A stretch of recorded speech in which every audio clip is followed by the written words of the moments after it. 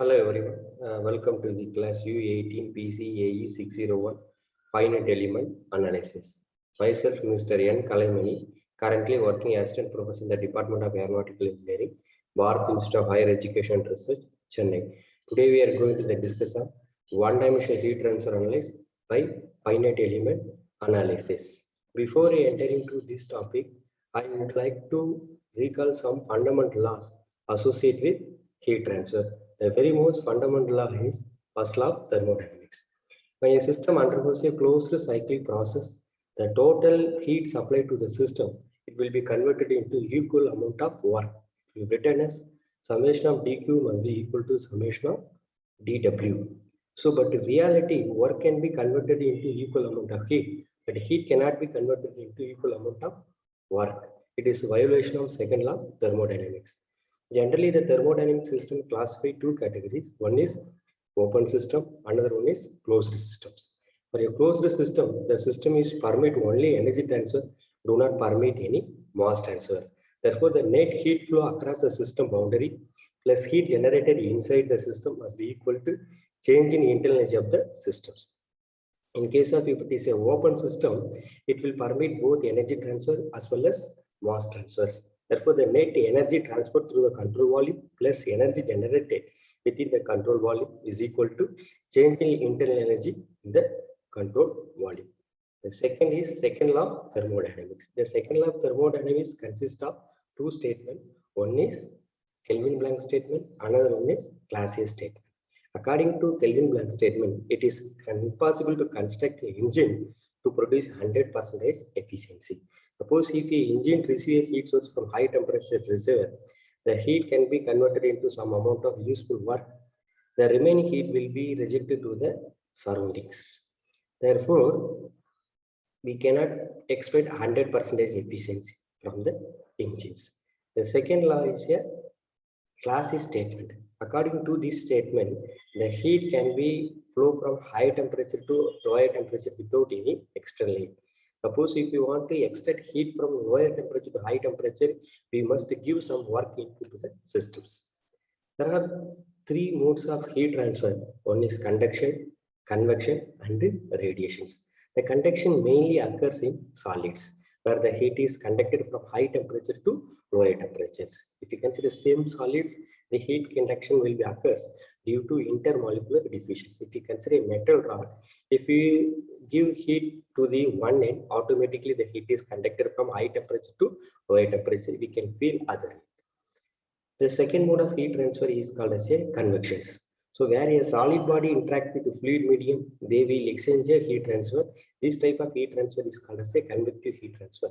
Suppose in case you have a gas turbine engines, where the combustion chamber will be produce a hot gases, the hot gases flow over the turbines, they will exchange a heat transfers. Where a solid body interact with the fluid medium, they will exchange a heat transfer. This type of heat transfer is called as a convective heat transfer.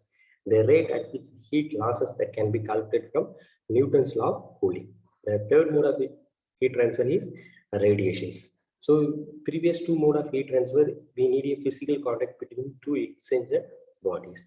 But in case of radiation, there is no physical contact between the two heat exchanging bodies. Through electromagnetic waves, they will exchange heat transfers.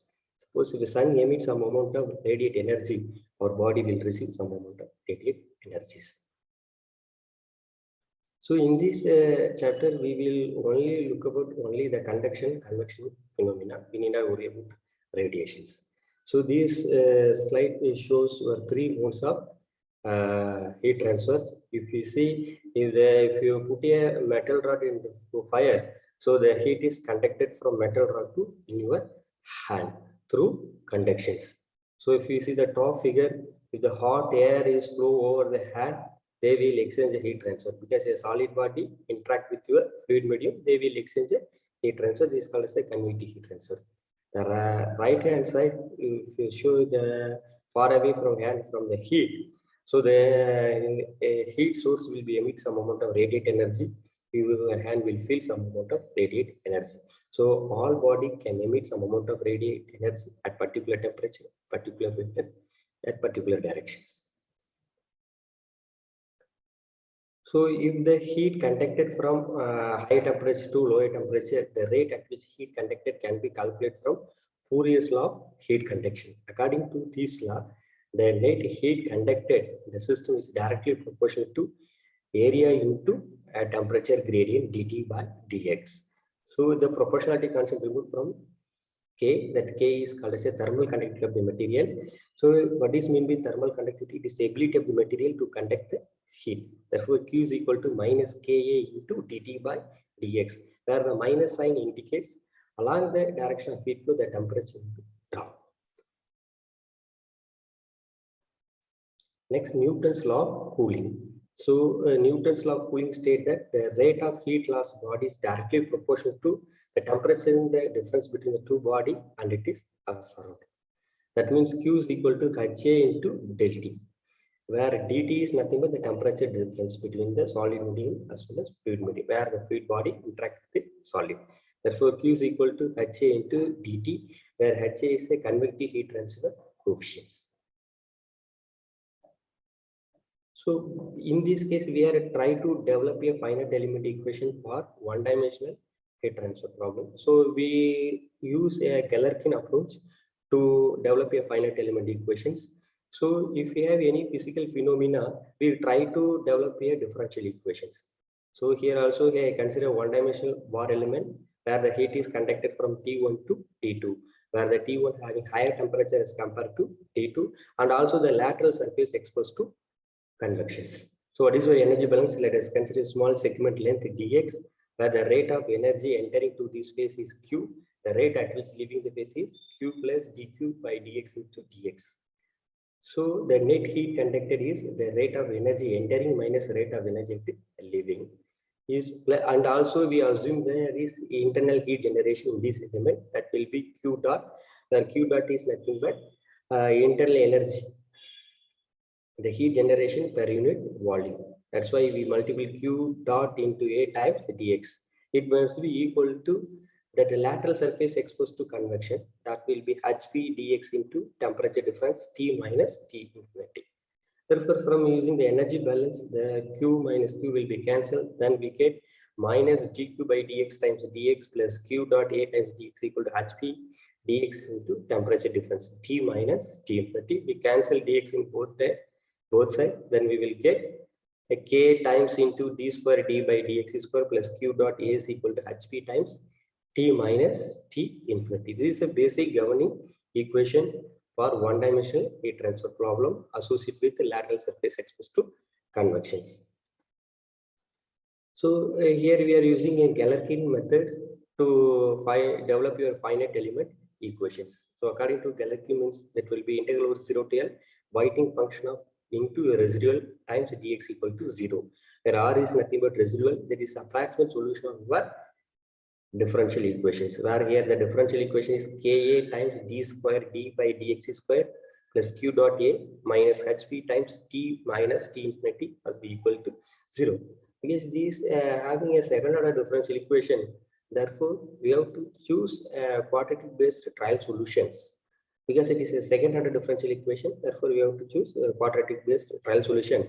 But we have used integration by parts formula. It means integral u dv is equal to uv minus integral v du. We reduce the order of differential equation.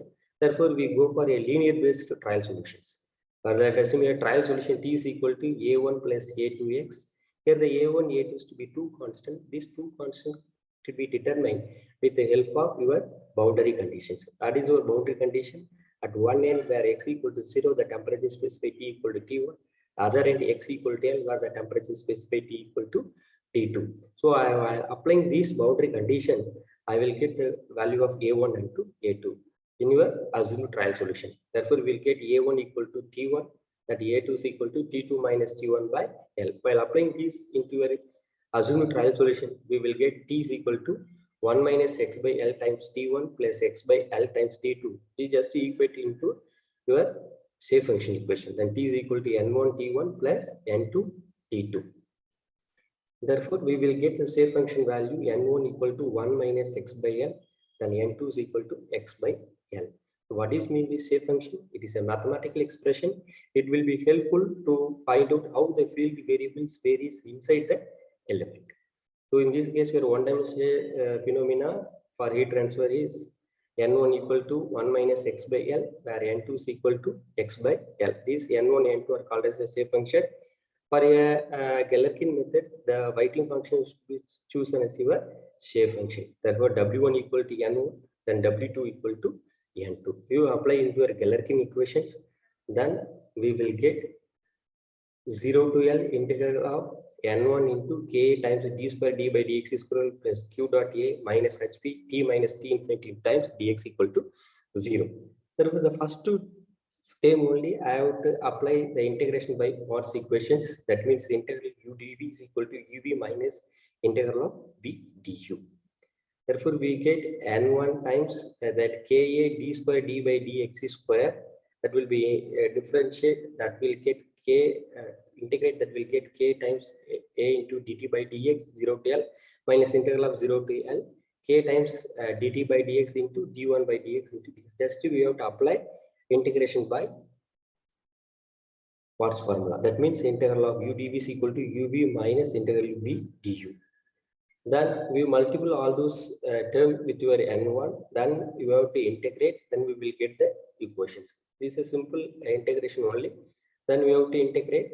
Where in this problem the t is expressed n1 t1 plus n2 t2. Where n1 is 1 minus x by L.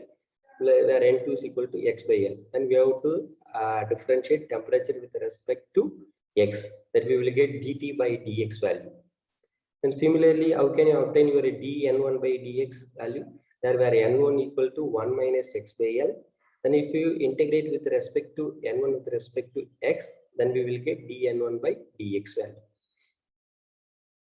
Similarly, we have to apply all those equations. Then finally, we arrive the equation 1. That will be minus ka times dt by dx, where x equal to 0 plus q dot al by 2 plus hp t infinity L by 2 is equal to Ka by L T1 minus T2 plus HPL by 6 into 2 times of T1 plus T2. This is equation number 1. So basically we apply integration by parts formula the first time only. The remaining you have to assist is your integration. Then we will get equation number 1. The same way for second case we have to choose this shape function N2 as a Whiting function. Then we will arrive equation number 2. Therefore, this second equation 0 to L n2 times Ka into d square d by dx square plus q dot A minus hp times t minus t infinity times into dx equal to 0. Then again I am using integration by parts formula for first term only. That means n2 times Ka into d square d by dx square into dx. That's why I apply integration by parts formula. That will be integral u dv is equal to uv minus integral v du. Then we will get n2 Ka times dt by dx, where the limit is varies from 0 to L minus 0 to L Ka into dt by dx into dn2 by dx into dx. Where T is a temperature, it can be expressed T is equal to 1 minus x by L times T1 plus x by L times of D2. Then we have to differentiate with respect to x, we will get dt by dx value. Then where n2 is equal to x by L, then if you differentiate n2 with respect to x, we get dn2 by dx. If we look at the first term, n2 times a into dt by dx, we apply the limits is 0 to L. Then while n2 times ka into dt by dx, where x equal to 0, that will be indicates your first node. So according to the properties of shape function, where the shape function will be unity at their own nodal location, other nodal location that shape function will be 0. Suppose if you consider node 1, the shape function n1 will be unity, then n2 becomes 0. If we consider nodal location 2, then n2 value is to be unity, n1 must be equal to 0. Here n2 times ka into dt by dx, where x equal to 0, that will be indicate at the nodal location 1. At a nodal location 1, the n2 shape function will be 0. For n2 times k into dt by dx, where x equal to L, at this location where shape function n2 values to be unity. Therefore, we will get equation number 2. Now I have two equations. These two equations I try to arrange in the matrix form. Okay. You see that equation number 1, that your right hand side, the first term is Ka by L, where this temperature is specified the node 2 nodal location is T1 and T2. Therefore, I can express in terms of T1, T2. Therefore, this right hand side of the equation number 1, Ka by L, T1 minus T2. In case of your equation number 2, that will be Ka by L minus T1 plus T2. Therefore, I arrange these two equations in matrix form, that we will get Ka by L 1 minus 1 minus 1 1, where the temperature at two nodal location is T1, T2. Then second term is here the phenomena associated with your lateral surface convection, that means Hp by L by 6 2112, where the temperature is T1, T2. Then your left hand side of the equation is minus Ka by dt by dx x equal to 0 for equation 1. Then equation 2, it is a Ka times dt by dx x equal to L. Then this term is a internal heat generation. Then last term is to be associated with your lateral surface exposed to convections. So finally, we arrive at finite element equations where a one-dimensional heat transfer takes place from where the temperature T1 to T2 and also lateral surface exposed to convection. Finally, we get a finite element equation Ka by L 1 minus 1 minus 1 1, the temperature nodal location T1 T2. It will be a stiffness matrix due to conduction. Then Hp by L by 6 2112, where the temperature is T1 T2, that will be stiffness matrix due to lateral surface convection. Then your right hand side, that means minus Ka dt by dx x equal to 0. It can he references small letter q, that will be nothing but your heat flux. Heat flux is nothing but heat conducted per unit area. That means minus k times dt by dx, at it references a small q into a, that x equal to 0 location, minus q a into x equal to L, that will be heat flux at the x equal to L locations. That means it will indicate the heat flux at your nodal locations. Then q dot AL by 211, it is a thermal load due to internal heat generation. Then HP T infinity L 211, it will indicate thermal load due to lateral convections. In addition to that, not only the lateral surface exposed to convection, the end surface also exposed to convection. Therefore, we try to develop a stiffness matrix for end surface convections. The formula is K is equal to integral over H naught n transpose n times dA. If you integrate with respect to dA, we will get A, then H into n transpose n times of A, where n is nothing but your shape function matrix. The shape function is to be n1 is to be unity at a nodal location 1. N2 will be unity at a nodal location 2. Therefore, where n1, n2 is to be a shape function, the summation of shape function will be unity. At your own nodal location, the shape function will be unity. Other nodal locations will be 0. So if it is a lateral surface exposed to convection, in addition to that, end surface also exposed to convection, because the end surface is exposed to some fluid temperature, maybe it will also contribute some amount of heat transfers. Therefore, if it is considered end surface exposed to convection, then you are at a nodal location 2, that your shape function will be unity, then n1 will be 0. That's why we reference here H naught into A times 0 1, then 0 1, then we multiply, we get H naught A 0 0 0 1. It is exposed to a lateral surface, sorry, end surface exposed to convection. Sometimes the inner surface also exposed to some fluid temperature. So at this location, we have to use that HA times 1 0 1 0, then we will get HA times 1 0 0 0. That means if the inner surface exposed to convection means at this location the shape function will be unity.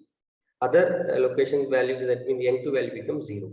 Suppose it's the outer surface exposed to convection means then n2 will be unity, then n1 will become zeros. Next, we have to calculate thermal load due to end surface convection. Then F equal to integral over H naught in T infinity n transpose time dA. Then if you integrate, we will get A, then H naught A into T infinity 0 to 1. This is equation number 4. Then we already derived finite element equation with the lateral surface convection. In addition to that, we add this equation. Then finally, we arrive a finite element equation with end surface convections. We combine equation 3 and 4. Finally, we will get your overall finite element equations. This finite element equation will tell us where the heat conducted from the temperature T1 to T2, as well as the lateral surface also exposed to convection. The end surface, both inner as well as outer surface, also exposed to convection.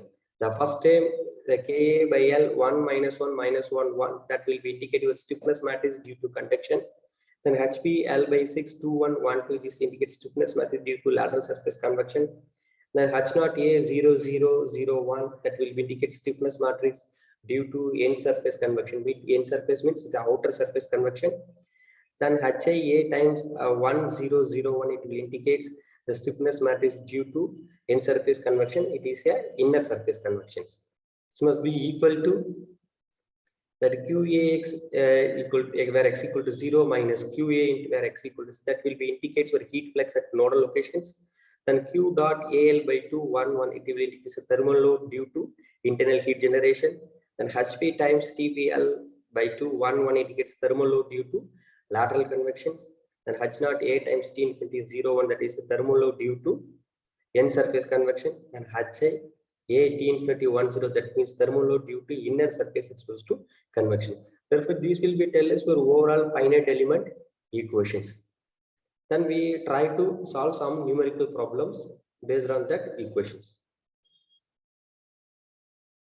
Let's look at this problem. A wall of 0.5 meter thickness having the thermal conductivity of 6 watt per meter Kelvin. The wall is to be insulated with a material thickness of 0.1 meter having an average thermal conductivity 0.3 watt per meter Kelvin. The inner surface temperature is 1200 degrees Celsius. The outside of the insulation is exposed to atmosphere air at a temperature of 30 degrees Celsius with the heat transfer coefficient 40 watt per meter per Kelvin. Calculate their nodal temperature. You just to look at there is a where the heat is conducted from T1 to T2, where the T1 temperature is specified 1200 degrees Celsius. We add one more insulating material where there is heat conducted from T2 to T3. That outer surface exposed to some fluid temperature, that means atmospheric temperature, where the temperature T infinity is specified 30 degrees Celsius. Therefore, we describe into two elements. For element 1 is purely occurs only conduction, where the heat is conducted from T1 to T2. Other terms are absent. That means there is no lateral surface convections.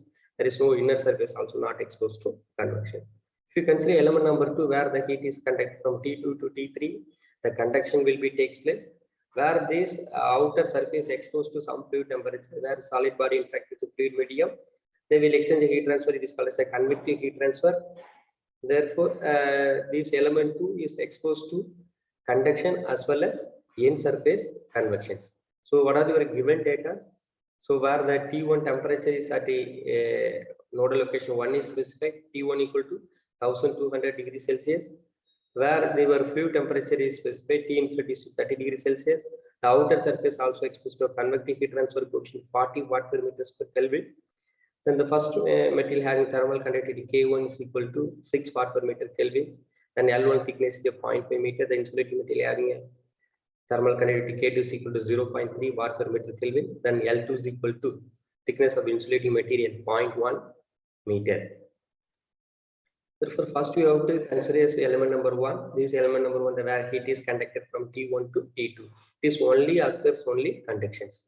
Therefore, we have to consider only conduction. There is no heat flux is specified at nodal location. Therefore, your right hand side must be equal to 0. Therefore, what is your finite element equation? K1 A1 by L1 1 minus 1 minus 1 1 T1 T2 at nodal temperature is specified at node 1 and 2 is T1 and T2. This must be equal to your right hand side. There is no heat flux. There is no lateral surface convection. There is no end surface convection also. Therefore, must be equal to 0. Therefore, it is first material is specified thermal conductivity 6 watt per meter Kelvin. 6 into area we assume 1 meter square. 1 L1 is a 0.5. 1 minus 1 minus 1 1. Where the specified temperature specified at location 1 and 2 is T1 T2 must be equal to 0 0. So if we simplify, we will get equation 1. That means 12 minus 12 minus 12 12. The nodal temperature is T1 T2 must be equal to 0. Here it will be associated with node 1 and 2. Therefore, the red color at the top indicates your nodal location. That means 1 2 1 2. It will helpful to assemble your finite element equations. Then consider your element number 2, where the heat is conducted from T2 to T3, and also in addition to that, the outer surface exposed to convections. Therefore, if you consider finite element equations, conductions takes place from T2 to T3. where the heat convected from T3 to T infinity is to be convective heat transfer. That means outer surface exposed to convection. Therefore, your finite element equations K2A2 by L2 1 minus 1 minus 1 1, where the nodal temperature is T2 and T3 plus your outer surface also exposed to convection. Therefore, the stiffness matrix for end surface convection is H0 A times 0 0 0 1, where the nodal temperature is T2 and T3 must be equal to.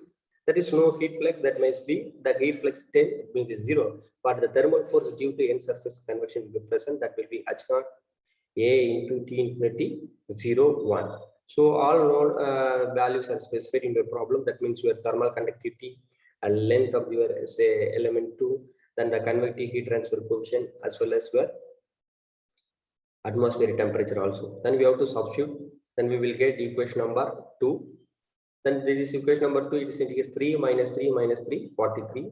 That the top written is 2 3 2 3. It will indicate your nodal locations. That is equation number 2. Now I have two elements. We have two finite element equations. Now we try to assemble. We will get a global finite element equations. Is that the global finite element equation? Here I try to assemble equation 1 and 2. Finally, we will get 12 minus 12 0 minus 12 15 minus 3 0 minus 3 43. The top 1 2 3 red color indicates your nodal locations. Then how do you assemble this equation? Means we have see that equation number 2, that is a combination of 3 3 is to be 43. The combination of 4 2 3 is to be minus 3. The same way here assemble the combination of 3 3 is to be 43. And combination of 2 3 it will be minus 3. What is the combination of 2 2? We are written is a 15. How we'll get? We look at equation number 1 and 2. From equation 2, the combination of 2 2 is to be 3. We'll go for equation number 1. The combination of 2 2 is a 12. Therefore, 12 plus 3 we will get 15. That's why here I written 15. In this way, we have to assemble. Finally, we will get your global finite element equations. Once we get your global finite element equations, this is not a plus symbol, that will be a multiple symbol. Okay, then finally we get 12 minus 12 0 minus 12 15 minus 3 0 minus 3 43 into where this T1 is specified at 1200 degrees Celsius. We substitute in the Kelvin, and we will get 1473 Kelvin. The temperature T2 and T3 is to be right now unknown. It must be equal to 0 0 1 2 1 2 0. Now we multiple that equation, we will get equation number 3 and 4. That is row into column, at which minus 12 into 1473 plus 15 times of T2 minus 3 times of T3 must be equal to 0. We will get equation number 3. Then 0 times into 1473, then plus minus 3 times of T2 plus 43 times of T3 must be equal to 12120. This is equation number 4. While solving equation number 3 and 4, then we will get a T2 as well as T3 values.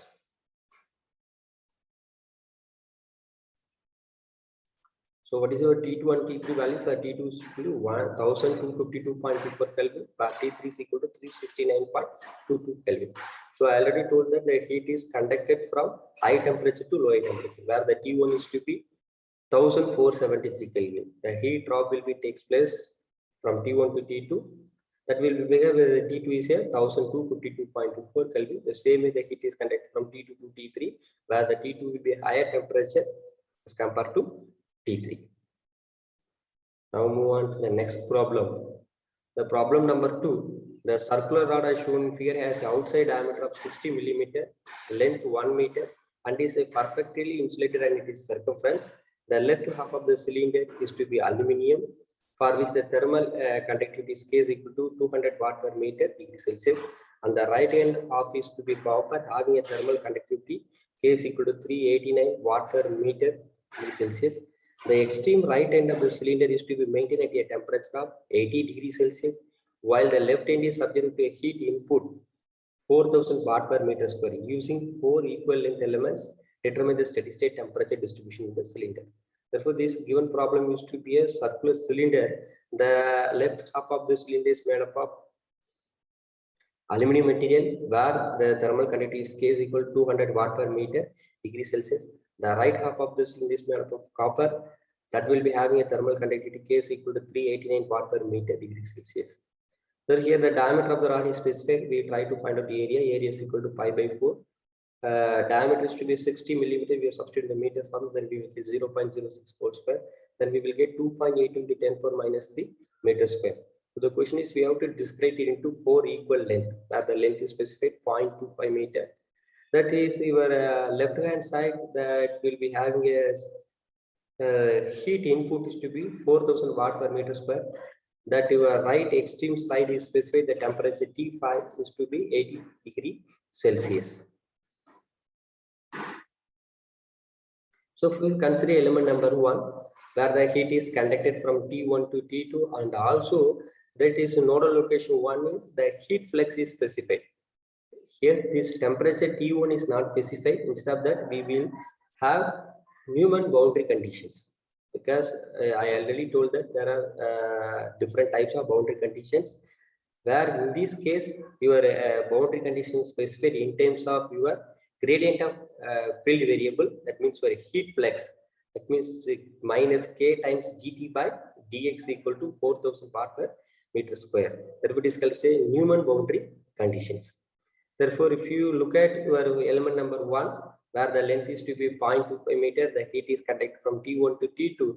They are giving the continuously rate heat input 4000 watt per meter square. Therefore, we have a finite element equation Ka by L 1 minus 1 minus 1 1. The nodal temperature is T1 T2. In this problem, the heat flux is specified at a location x equal to 0. That value is to be 4000 watt per meter square. That in this problem we have this cross section should be a circular cross section, then we already find out area.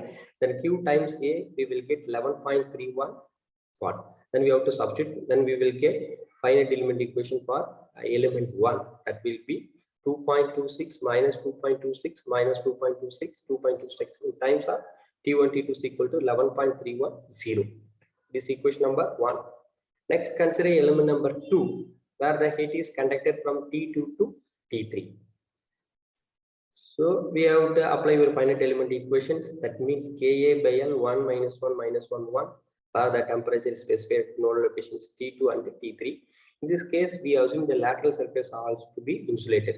That means there is no lateral surface convection.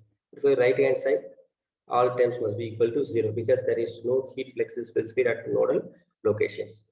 Then we will get equation number 2. We just substitute your K value as well as area as well as length of your element number 2.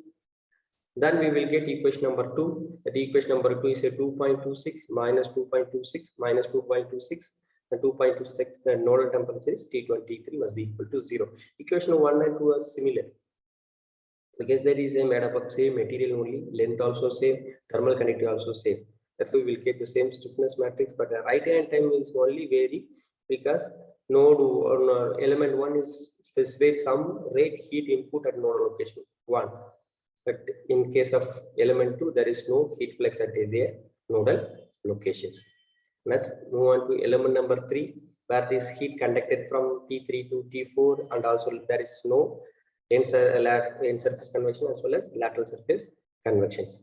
Then we will get Ka by L 1 minus 1 minus 1 1, where the temperature is specified T3 and T4. So in this case, here it is made up of copper that we have to use thermal conductivity for copper as well as, but same cross section area, the area remains same. Then we will get equation number 3, 4.40 minus 4.40 and minus 4.40, 4.40 into T3, T4 is equal to 0. In this case also there is no heat flux is specified at their nodal locations. Now move on to your element number 4, where the heat is conducted from T4 to T5, and also these problems specified under steady state condition. Therefore, the rate at which heat input is entered must be live at their end locations. Therefore, we will get Ka by L 1 minus 1 minus 1 1, where the temperature specified T4 T5 is equal to 0 0. In this case, this nodal location 5 is the some amount of rate heat come out from this nodal location.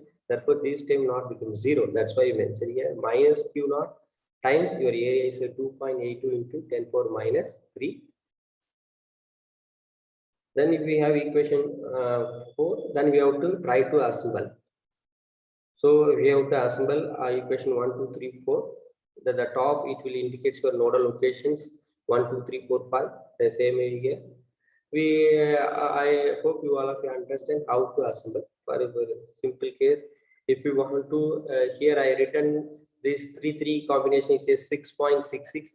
How we written this 6.66 means we look at this equation number 3 having 3 combination of 4.40, equation 2 having the combination of 3 is a 2.26. While adding these two values, we will get 6.66. In this way, we have to assemble all these equations. Finally, we arrive a global finite element equations. So now we have to apply your boundary essential boundary condition. In this case, the temperature is specified only at their end location, where the T5 you say 80 degrees Celsius. Here your thermal conductivity all are specified in terms of degree Celsius. Then you have to any conversion. I have to substitute the same 80 degrees Celsius here. Then we will get equation number 5. Then we multiple with equations, rows and columns. Then we will get unknown equations. Right now we have 4 unknown. Then we will get 4 equations. While solving these 4 equations, then we will get all nodal temperatures. Now I multiple this 2.26 times of T1 minus 2.26 times of T2 must be equal to 11.31. That is your equation number 6. Then same way we have to 2 minus 2.26 times of T1 plus 4 times of 4.52 times of T2 minus 2.26 times of T3 must be equal to 0. We will get equation number 7. Then third row into your nodal matrix, that will be get 0 times T1 minus 2.26 times of T3 plus 6.6 times of T3 minus 4.4 times of T4 plus 0 times of 80. That will be get equal to 0. This equation number 8. The same way you have to multiply fourth row into a nodal matrix. Then we will get equation number 9. Right now I have 4 unknowns. I have 4 equations. While solving these equations, and we will get the solutions.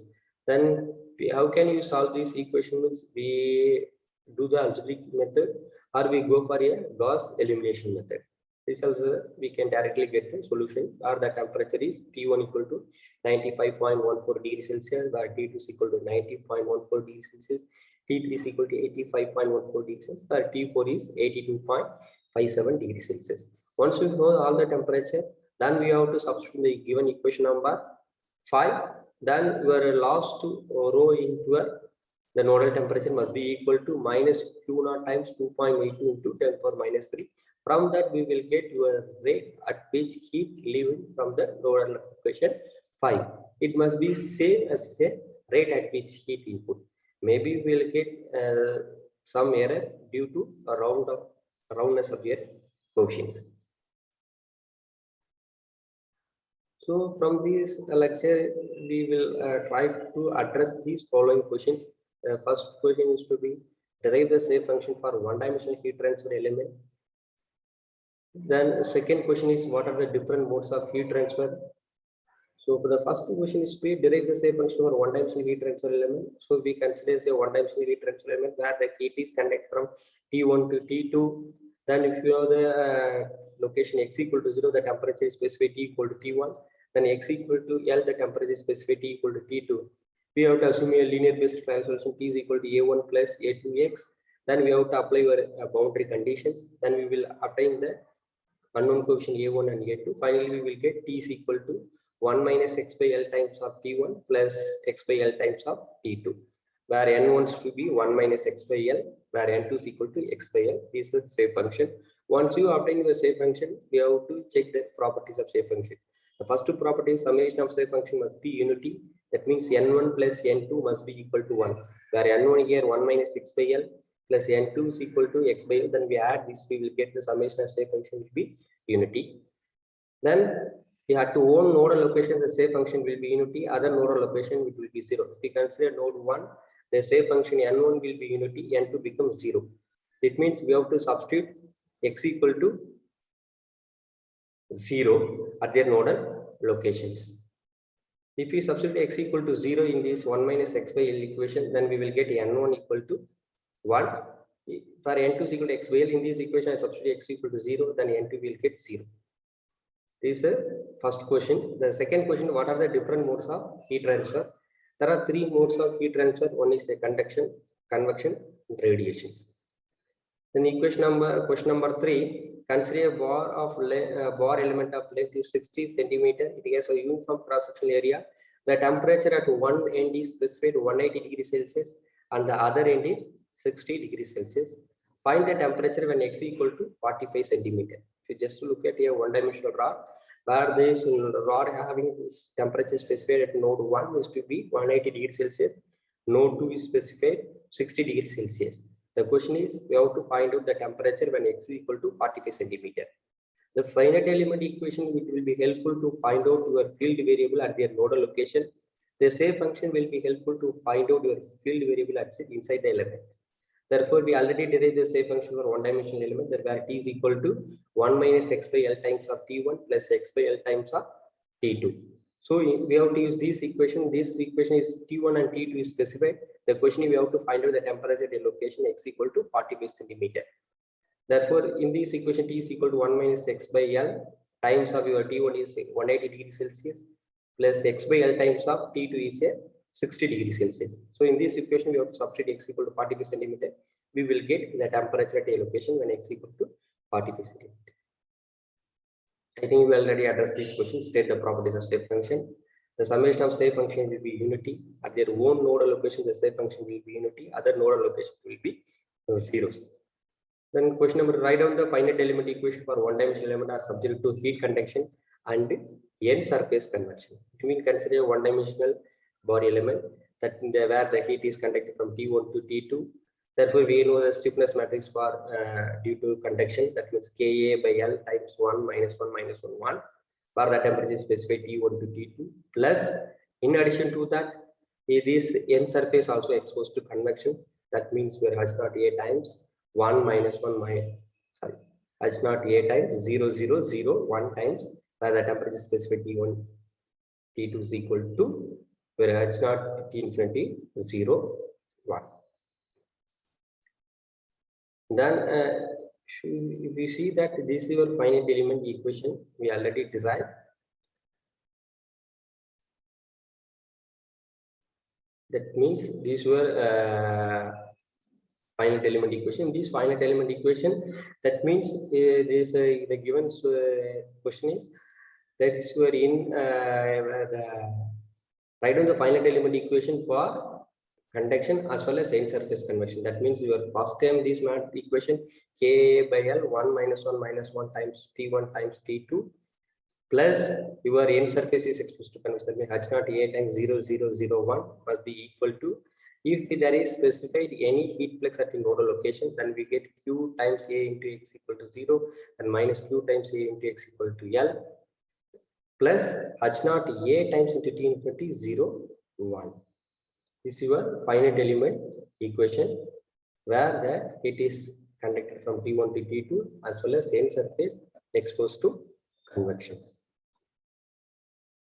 Then question number 6, a composite slab consists of 3 material with a thermal conductivity 20 watt per meter degree Celsius, then 30 watt per meter degree Celsius, then 50 watt per meter degree Celsius, and the thickness of this material 0.3 meter and 0.15 meter and 0.15 meter respectively.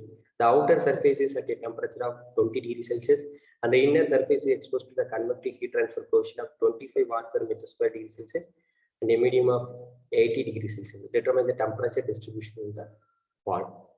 So here the composite slab consists of 3 materials. Each material having the thermal conductivity also specified, the thickness of the material also specified. Therefore, if you describe it into 3 elements, so if you look at the element 1, the inner surface also exposed to some fluid temperature, that is 20 degrees Celsius. So that the nodal location of the temperature also specified 800 degrees Celsius. The heat transfer coefficient is 25 watt per meter square and the medium at 80 degrees Celsius. The outer surface is only specified the temperature 20 degrees Celsius. Therefore, we described into three elements. First thing is the gas to be at a medium 80 degrees Celsius. The heat is converted from 800 degrees Celsius to T1. It is a convection at inner surface. Then T1 to T2, that means the conduction will be takes place, the first material. Then T2 to T3, the conduction only occurs in the second material. Then T3 to T4, again the conduction will be occurs in the third material. The outer surface not exposed to any convection, but only the inner surface only exposed to convection. So we already gave finite element equations. So we described each elements. Then we have to look at what are the modes of heat transfer occurs in these elements. Then we try to develop your finite element equation. Then we have to finally assemble your finite element equation. Then we will get the solutions. Thank you. If you have any doubt, you can ask.